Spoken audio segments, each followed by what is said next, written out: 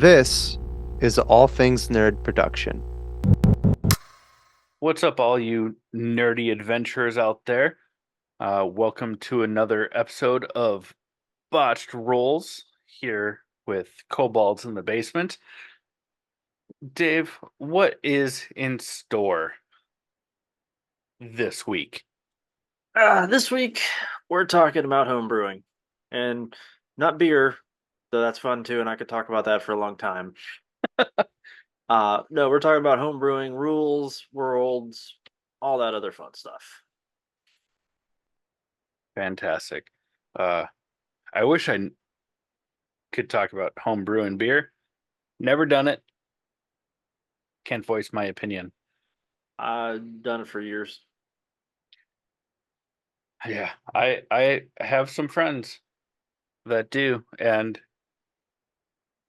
sometimes it's delicious, and sometimes I just have to smile and nod. Um,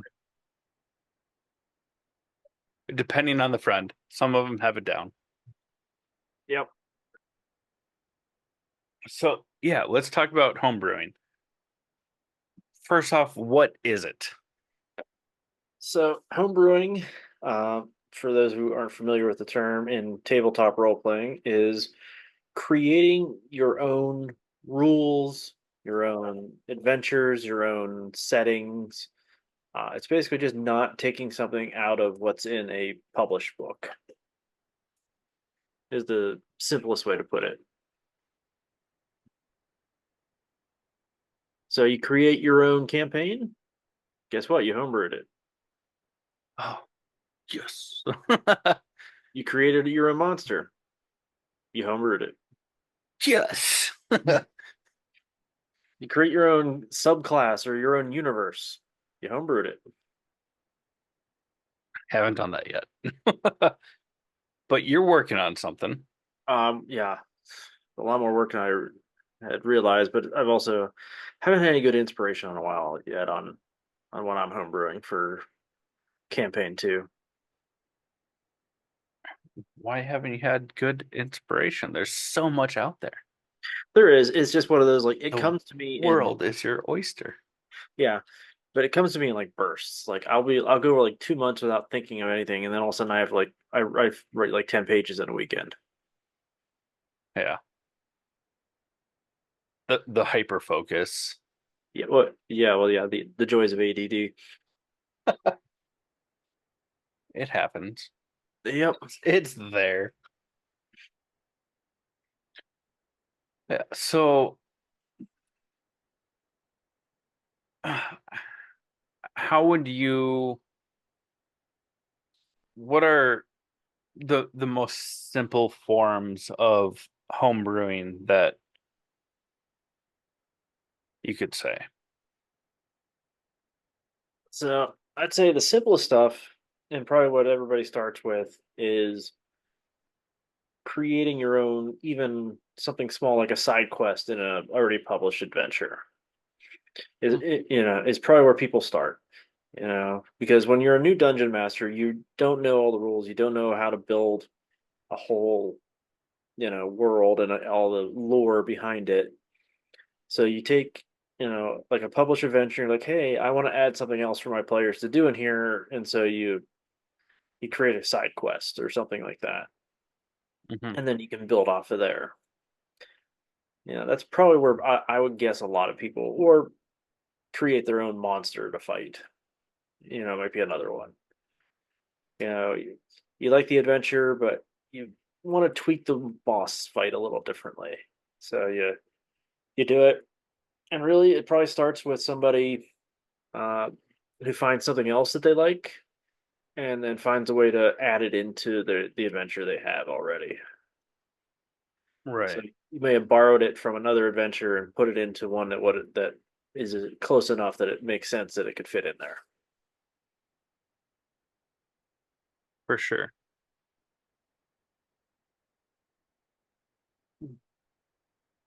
What what was the first thing that you homebrewed? First thing I homebrewed was, uh, it would have been our first real campaign, with where you were one of my players, and I took two adventures that were set in the same city and merged them together to make one bigger campaign idea. That was the start of it. I merged Dragon Heist and Acquisitions Incorporated because they were both set in Waterdeep. Okay. Yeah. Because I thought Dragon Heist has one of the best openings I'd read at the time, where you're just in the bar, and all of a sudden the troll pops out of the hole in the center. Yeah. Yeah. But Acquisitions Incorporated, which is made by the guys from Make Penny Arcade, had some hilarious stuff that I wanted to use. And they were both set in Dragon, Waterdeep, and the Forgotten Realms. So I was like, you could literally just merge them together pretty easily. And Yeah. so that was probably the first thing I did, was like I merged those, and then eventually I spun you guys into that whole pirate side quest, which was all homebrewed. Yeah. Which I think I remember you saying that we spent way more time on that than you expected. Yeah, but it just grew to kept getting bigger and more fun. And I was like, yeah, that you guys are having too much fun with this. Why stop it? Yeah. It that actually inspired one of my first puzzles that I presented you guys with. Um where it was musically based, uh which I had a lot of fun doing, and also when you presented it, had a lot of fun figuring out. I remember sitting in front of my computer while we're playing and being like, "Oh, I understand these, but I can't tell you off the top of my head." So I like got up and ran across my room to like sit down on my keyboard and figure out the musical notes to figure out the puzzle. Yep. Which was a ton of fun. And then I don't know if I overcomplicated it on my end, because first off, this is my first campaign that I've ever run, and I feel like I've done a lot more like uh home brewing for like a first time GM Yep. uh than most people would feel comfortable with, or what really I probably should. Yeah. I Um never recommend like brand new DMs to start with a complete homebrew adventure. yeah, It's There's just so much to a lot more planning than you realize goes into it. 100%. I was like, I have an idea for a story. Let's make it work. And now I'm like, this is a lot of work. Yep. And you end up Fantastic. yeah, you end up improvising a lot more. Which I've enjoyed. It has been fun. It's allowed us to kind of work out some fun situations and stuff. And even though it is technically a lot of home brewing, I am borrowing a lot from different things that I've listened to or seen Yeah. um, over multiple campaigns and from different sources. But if you're a first time game manager, uh, be aware. Homebrewing is a lot to chew. Well, yeah, start small. Yeah. Finding a cool battle map and then designing a quick little adventure is real easy. Building a couple side quests or one, a bigger quest, okay. When you're starting to get closer to building campaigns, and you've got a lot more moving parts to manage. Yeah. And then there's the big step after. building the world. which is something that you're working on. Yes. Yeah. I have a lot of people I'm bouncing ideas off of just to help. Uh, and then it's people who one guy you haven't met yet who is actually good friends with our friend our mutual friend Alan. Uh, that way I can bounce stuff off him and none of my players know. Oh no, Alan's involved in this? No. Alan, the friend who introduced me to Alan, is actually involved in this Oh, because he's still in a weekly game with Alan. So, and I've known him for a long time. So I was like, I literally was like working on the history of the world, and I was like, does this make sense? Like, would a society actually do that? Because he's a history professor. okay. I was like, does this kind of progress and events make sense? Yeah. Um, just for a quick pause. When you are talking, do you hear that crackling coming through? No, but I was getting a lag for a little bit. Like you were freezing, like your video was freezing for times. Okay. Um, I'm just gonna stop recording for a second. I'll cut this out. I'll piece the two together. Yeah. But there's like a delayed crackle that comes through when you speak. So I was just wondering if it was happening on your end. But Is it crackle or is it more like a thud? it's like distorted crackle that lasts as long as you speak, but on a delay. Huh. I don't know if Very that's well. I think that it's supposed to start storming here, so it could be just interference on my end. But one second. yep. Sorry for the interruption, dear heroes, but I just have to ask. Are you like me and my friends, where your food tends to be lacking just a little something extra?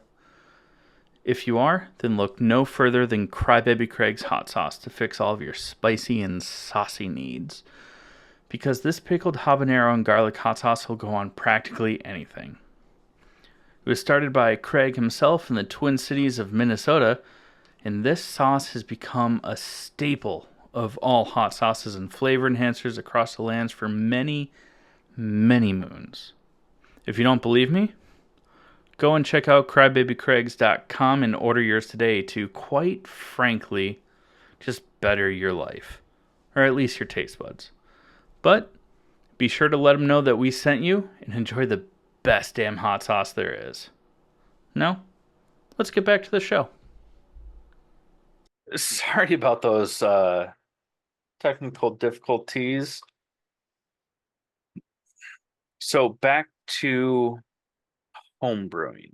Yep. I personally have, I mean, kind of making my own campaign out of things. I thought it would be a lot easier being like, I have an understanding of this world, and if I jump far enough into the future, we'll be good. It's so much harder than that. Yeah. Uh, Because even when you jump into the future, there's still stuff from the past you got to understand to yeah, and you got to advance it or say why it didn't advance or explain why things changed. right. Yeah, heritage, lineage. Well, that's just all part of our lovely new game system. I used hot words for or hot yeah, hot Buzzwords. buzzwords. Thank you, Eugene, um, for a reason to try and create a segue. But yeah, it's difficult. If you are a first time GM, I would highly recommend just adding flourishes to pre-established things just to get your toes wet until Yep. you feel comfortable. Yeah, I mean, you figure I started off with you guys, and I ran that little limited Rick and Morty pre-built adventure, Mm-hmm. and I really didn't deviate from that at all. And then we moved over to my first full, real campaign with Waterdeep and the merging of those two.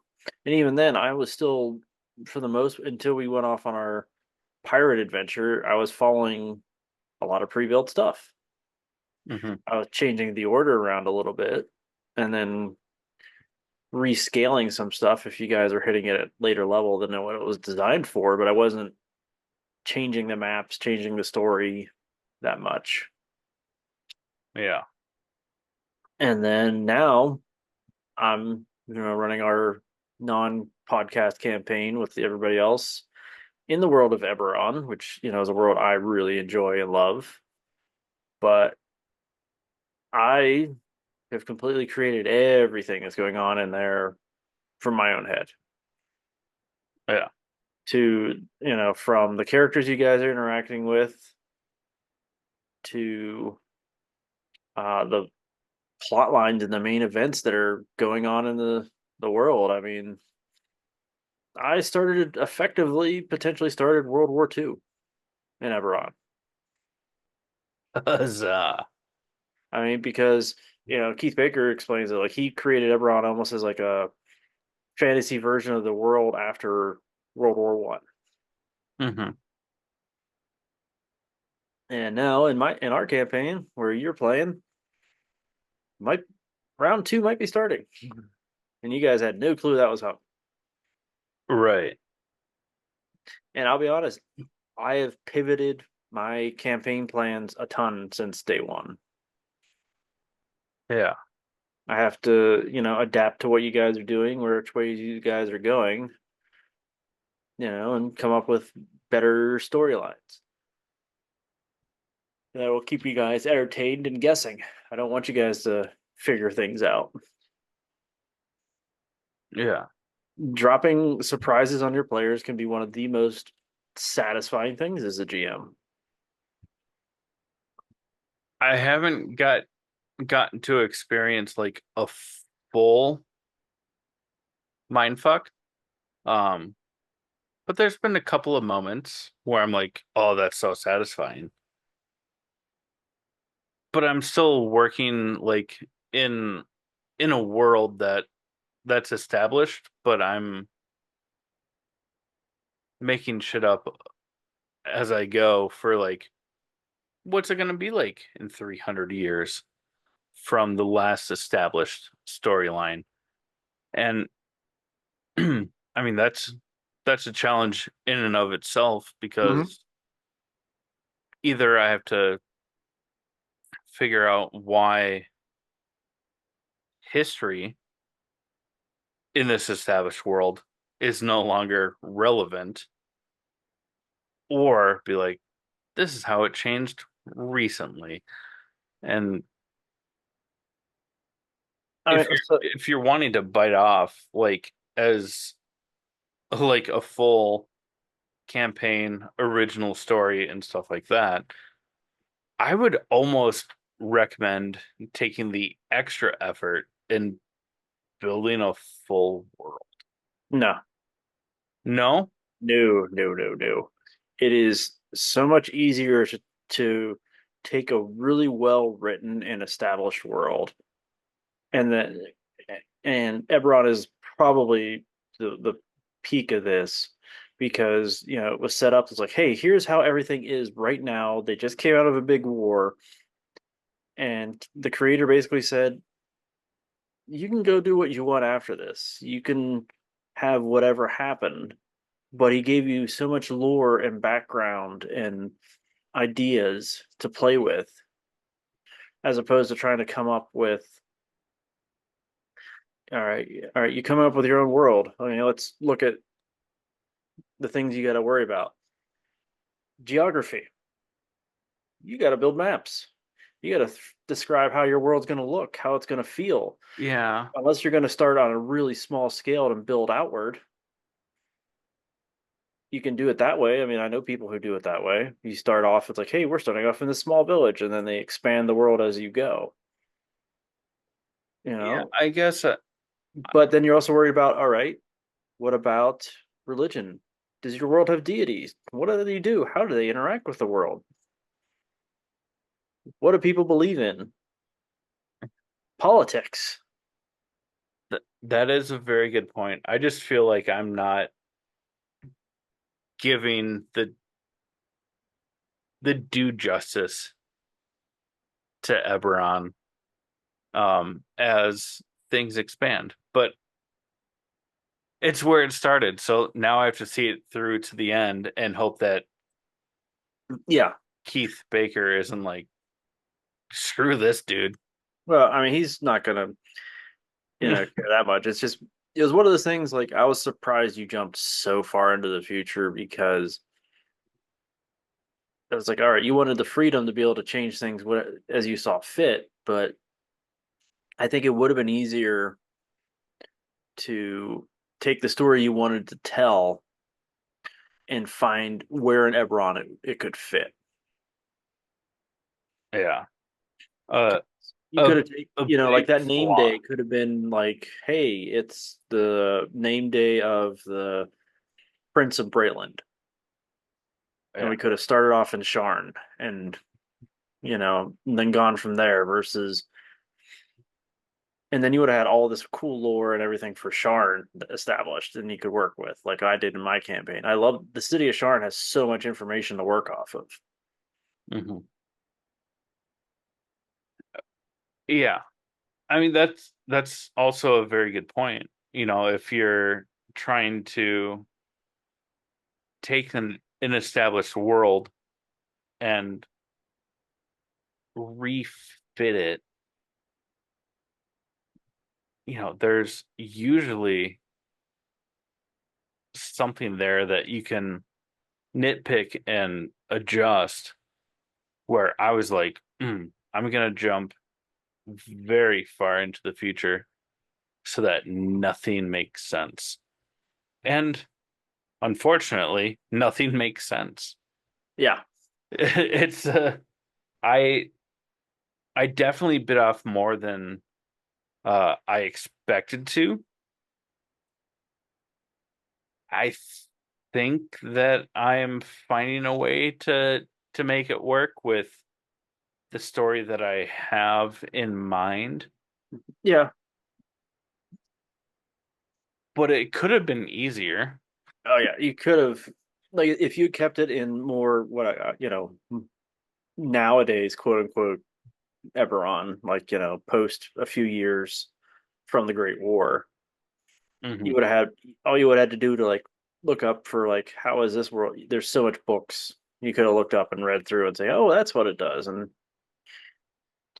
versus having to try to create a lot more. Yeah. Yeah, like I said, my campaign, it's set, basically 6 months after the Rising from the Last War book was set, and it's like, I have just the world to play in, and I'm trying to come up with big stakes for, to take you guys to high levels, but I'm not reinventing the world. That that's why earlier I said, like, if you're trying to do that, like, maybe take some extra time and just homebrew the world. I As you started pointing out other aspects, I was like, well, yeah, very good reasons as to not do what I just said to do. You know, do as I do and not as I say, which is wrong to begin with. But I mean, I have been working on my homebrew world, which I think we've announced on one of the other episodes the name of. I think that's all we've announced officially. I don't remember if we did, because I think you changed the pronunciation and some things No, since the then. pronunciation's the same. I think all I've changed is the spelling.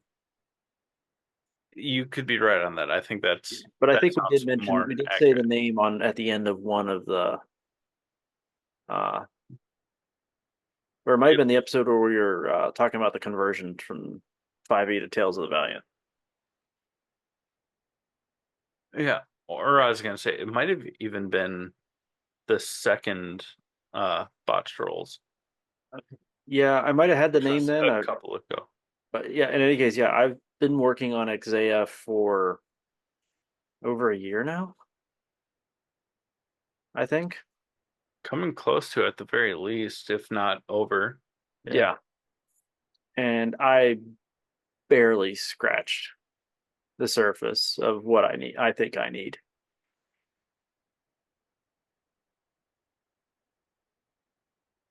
Yeah. And I mean, I've got ideas, I've got a world map built. I've got some nations loosely developed. I've got a little bit of history. I've got a little bit of a pantheon for my deities.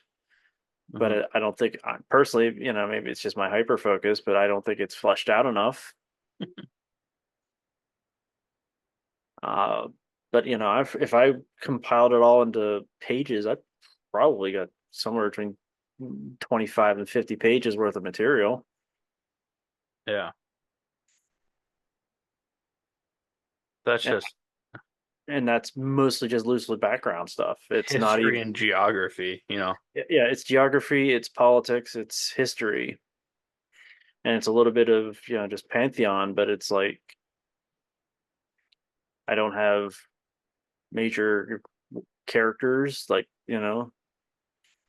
created yet. I don't have much of anything. I have an idea for what the plot of campaign 2 is going to be. I've recently, I don't know how long ago it was, I came up with a really good twist on I had the idea. It was the same idea, but I came up with a really cool way to twist it and up the stakes even more than they already were.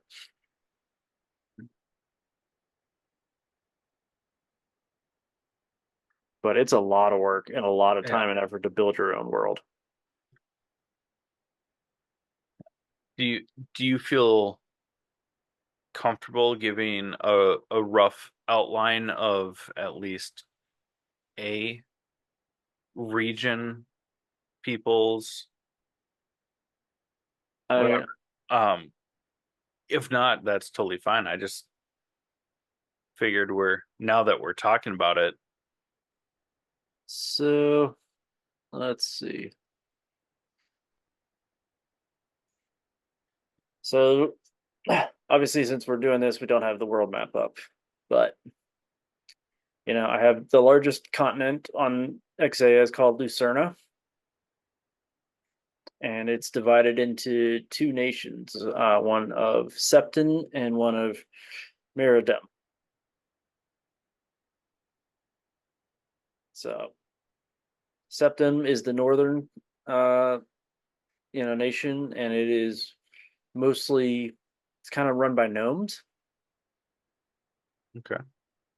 And they are very of the world, and for those listening, Exea is fairly advanced technology by most fantasy world standards. It is, you know, it's steampunk-esque levels. So, or as the term I recently discovered, Exea is going to be gas lamp, which is a genre where it's steampunk plus magic. Okay. Thought you were gonna go a little ska, Nope, but nope. that'd be gaslight. Sorry. Yeah, no, I was looking up for like books for ideas to read, and I found that term called gas lamp. So, and then so in terms of technology, Lucerna has like some of the most advanced stuff. And Meridem is a dwarven nation primarily. And it has similar technology, but it's different. It's not quite the same. And they're kind of like, in my world I look at like gnomes and dwarves were kind of like at one point the same people, and then they split and kind of evolved, their differences from there. Mm-hmm. So kind of like angry cousins or brothers who just don't get along very well. And I have their governments. Septim is a democratic government, and then Meridum is a limited monarchy, kind of like what Britain has, where there is a monarchy. They kind of have diplomatic roles, but they're not really in charge. It has kind of like a symbolic. Yeah, I mean yeah, they do kind of like more. Their special, like the main role for their royal family is mostly diplomatic. Mm-hmm. Like they do negotiate and everything because they just have the history with everybody else, but they don't do a lot of the day-to-day governing. They're kind of basically the equivalent for the US. They're like the Secretary of State. Yeah. But like, Septon, the northern one has two branches, which boil down to, in terms of like comparative to America, one's kind of like Congress and the other one's kind of like the Supreme Court and Department of Justice in one. Okay. Yeah. And so, yeah. And I've got climates developed.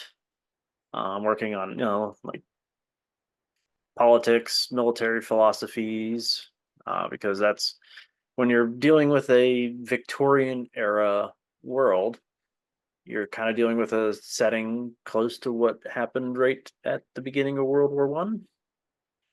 Yeah. So, there could be an arms race. In mine, it's kind of like more of a technology / arms race. Almost like a pre-Cold War Cold War. But it's kind of like the equivalent of the space race in the Cold War. Okay. Yeah. Yeah. So that's Who like can two. develop it faster, who can get there faster, but we're not going to start conflicts necessarily over it unless Yep. you do too much Yeah. against us. Yeah. And then I have, that's the one continent. And then I think the other one I've developed really well so far.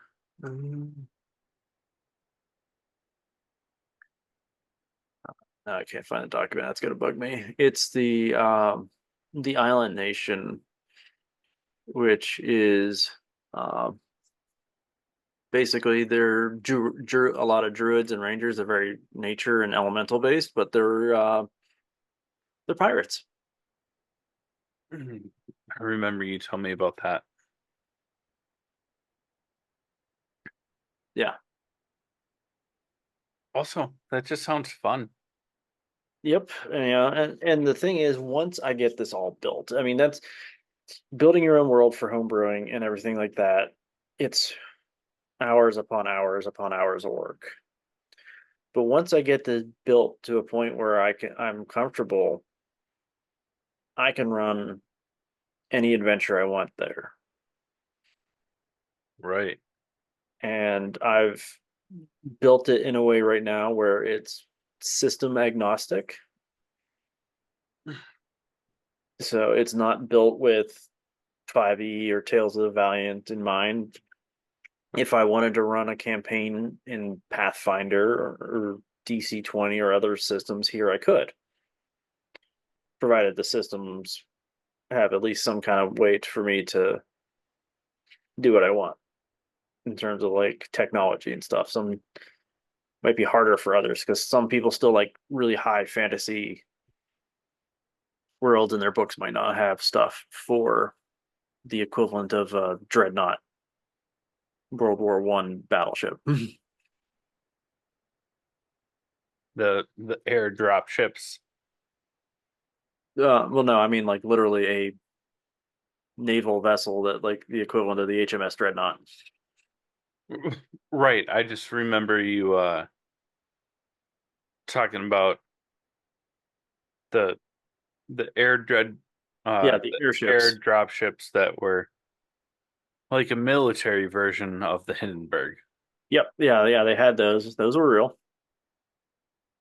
But yeah, I mean, I So have rad. airships in Exea, but I don't have planes. I don't have submarines because I have the nostalgia. Well, I don't know about nostalgia. I wasn't alive then, but I have the romanticized idea of the giant on battleship kind of scenes.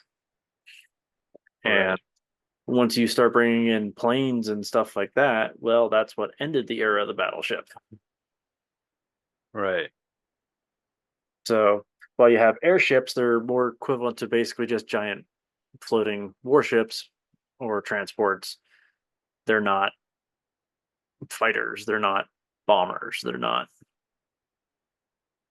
anything like that. You know, to take the advice from the DM of High Rollers, I'm taking all the things I like and cramming it into my world. Yeah. I mean, I give him credit. He has homebrewed some really cool stuff with his world while putting in some references to some of my favorite childhood cartoons. If you listen to it long enough, there is a buttload of Transformers references in there. I haven't listened to it long enough, but I can also see that. Like, and not like the Michael Bay Transformers. I'm talking the '80s cartoon Yeah, Transformers, like Gen One. the good Transformers. Yeah, Uh Sorry for anyone that's listening that's young enough to be like, Michael Bay made Transformers. No, no. stop it. Um, yeah, that's And then in like a much more recent episode, one you're way far away from, they basically had a big reference to Robotech, which was an awesome anime from that came out in the '80s, also known as Macross. I'm sorry. I don't know the reference. I never watched that. Uh Everyone can shit all over me for it. It's fine. But I remember when it came out, like it came out roughly early '80s, so to speak. But I can't remember now. I gotta figure out, tell you where it's streaming. It was on Netflix at one point, but I don't know which streaming service has it now. But yeah, I mean, there's all kinds of references to he's putting in all kinds of cool references to stuff from that he still loves from his childhood, and obviously one of his players really loves it because they're in on the whole Transformers thing. Oh, I can't remember who voices it, but I'm assuming it's the Sentry Yep. esque. Yeah, Rhiannon's character. Also, what an awesome name. Their What? parents nailed it.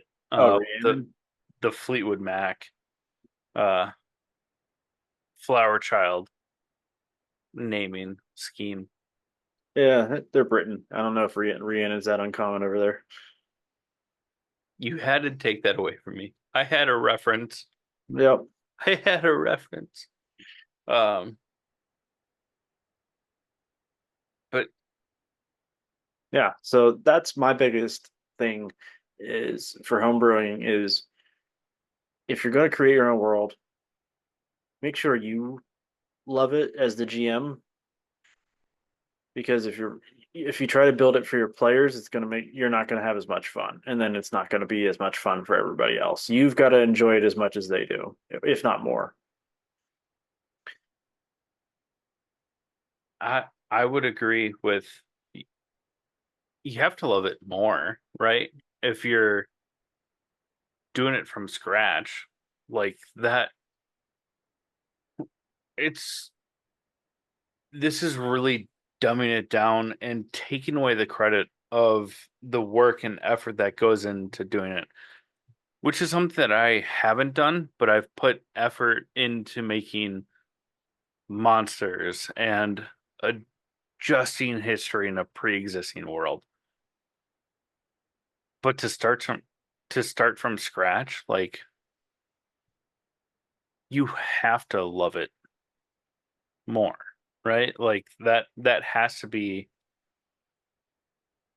It's like writing a novel. It is in a lot of ways. It's like writing a story, or yeah, And not to dumb it down, um, by phrasing it this way, because it's so much more, but like having so much effort put into creating a world that you can then write a choose your own adventure mm-hmm. within that. So you have to be 10, 12, 30 steps ahead of what can't happen based on the choices of people that are like, I want to go left. Yep. The that amount of effort is incredible.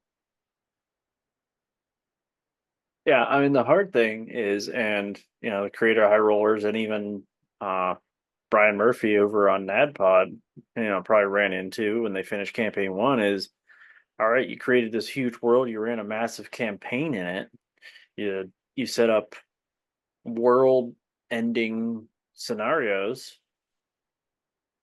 What else can you do there now? How do you top that? uh Campaign 3, Nadbod, welcome back to Bohemia. Yeah.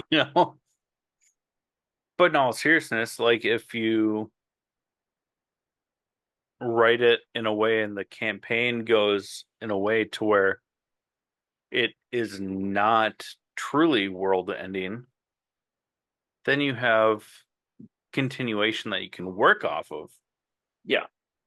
And that's why I like, and what I'm trying to do with my Eberron campaign with you guys is, I want to have big, massive stakes, but I'm at the end of the day, at the end of the campaign, the planet will not be destroyed if you guys fail. Shit might change, but there's not going to be no world left if you guys don't. Right. Bad things will definitely happen, but it's not the end of the world. And that's where I think homebrewing or following the politics can give you a lot more room to play with, to have big stakes, but not planetary wide destruction level. Yeah.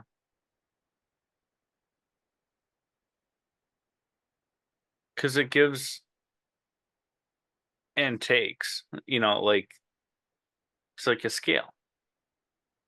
You can do big things on this side, but something else will come up to where it's not, like you said, like world ending. Sorry. Not total destruction. Yeah. I mean, if you think about it, like, if the last war in Eberron had, I don't know, Karnath conquer everybody, well then, okay, you're now in a world, the continent where Karnath is in charge, but the whole planet isn't gone. You still have a lot to work with. Yeah. Yeah, so that's my other advice is, don't try to plan for the end of the world and trying to stop it all the time. It doesn't have to be. You can have big stakes without having to literally save the planet. Right. Start with a continent. Like World War One. You don't even have to Save Europe. save Europe. I mean, you could even start smaller. Right. It was meant to be sarcastic, but yeah. I mean, Yeah. you could set a campaign into the equivalent of any small internal conflict within even one nation. Right. And if you scale it up right, it's For a still decent amount of time, your last campaign it was very regional, and then we took to the seas, and then the pirate conflict. But we probably cut it much shorter than what you intended for it to be. But it started much more regional instead of planetary. well, yeah. Well, you never want to start at the planetary scale, Yeah. because then you're starting with your stakes so high that a level 3 character is gonna be like, no thanks, see ya. Yeah. Don't want to do that. Yeah, check please. Take me off this planet. Yeah. I'm gonna go home and just wait to see what happens. Yeah, I'll let the level 20 guys figure that out.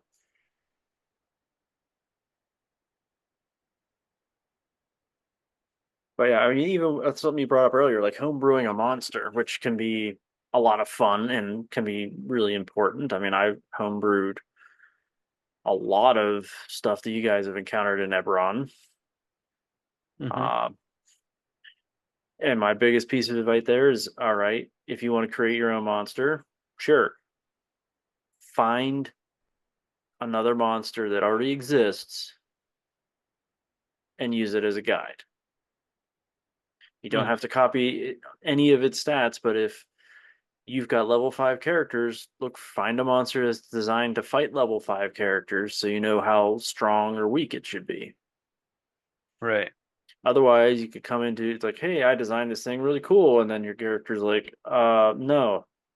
Boop, and it's dead. I've been on both sides of that.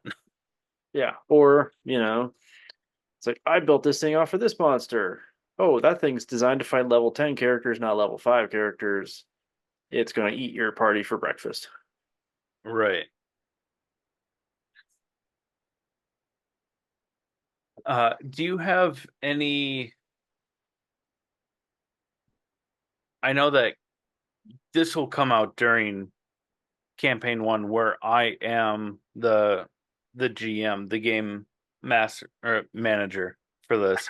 I always preferred game master over manager. Connotation, I agree, but some people care about semantics.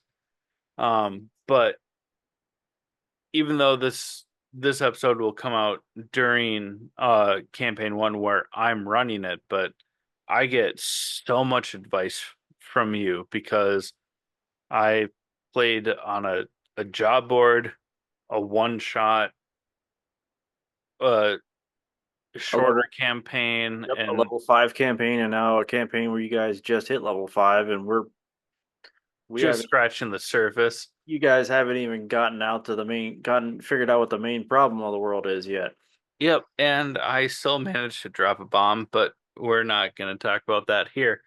But for anyone that is interested in doing some sort of homebrew, whether it's monsters, world, campaign, whatever it might be, what what would be your like final piece of advice if it was the last piece of advice that you could give them without following apart from anything that we've already discussed?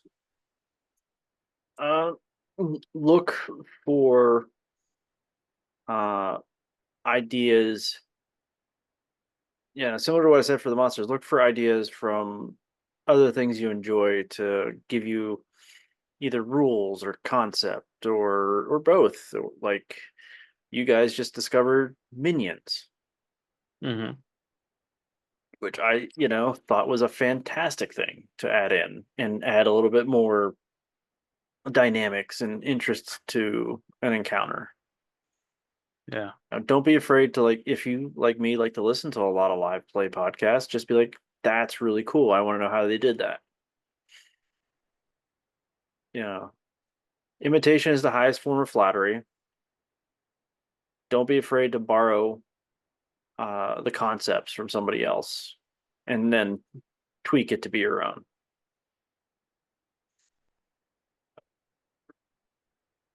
Well said. I like that. Well, for anyone that listened all the way through for this, and if you want to go back and listen to this ad-free, or just want to support the show, go to buymeacoffee.com/allthingsnerd. Let us know that it's the Kobolds that sent you, so you can get some ad-free listening and potentially member exclusive merch. Final words, Dave? Have fun. Don't take your world so seriously that you or your game so seriously you worry, if your players don't do what you expect them to do. You got to adapt. You got to go with it. You got to let the dice do what they want, because sometimes that makes the best stories. The dice giveth and the dice taketh. Yeah, and sometimes your characters wander off the beaten path, and you create a side quest based off of that, and it becomes the thing that they enjoy the most. It doesn't. Your campaign should not be set on a set of rails where your players are forced to go down to it. It should be much more natural for them to get there. Absolutely. Well, thank you for listening, and we'll see you soon.